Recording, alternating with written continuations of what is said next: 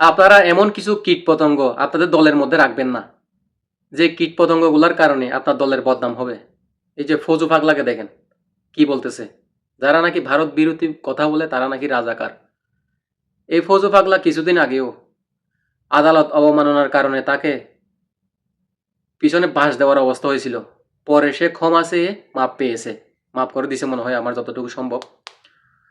তো এদের কারণে কিন্তু আপনাদের দলের বদনাম হচ্ছে, এবং সে কিন্তু আরো বিভিন্ন সময় বিভিন্ন উল্টাপাল্টা কথা যা মন চায় তা শুরু করে দেয়। খালেদা জিয়া কিন্তু ভারত বিরোধী, এটা আপনি মানেন বা না মানেন, তারেক রহমান ভারত বিরোধী।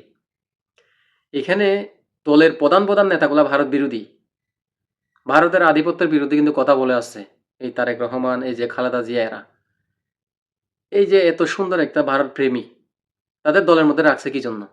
এই আওলা জাওলা পাগলগুলা যত দিন দিন বয়স হচ্ছে তত মাথার সমস্যা হচ্ছে। আপনাদের উচিত এরকম পাগল ছাগল লোকগুলারে আস্তে করে ছাঁটাই করে দেওয়া। এরকম আরো বড় বড় পদ দিয়ে রাখেন আপনারা। আসলে আপনারা তাদেরকে কি জন্য বড় বড় পদ দিয়ে রাখেন আমার মাথায় ধরে না। আমি ছোট মানুষ তো, আমার মাথায় এত কিছু ধরে না।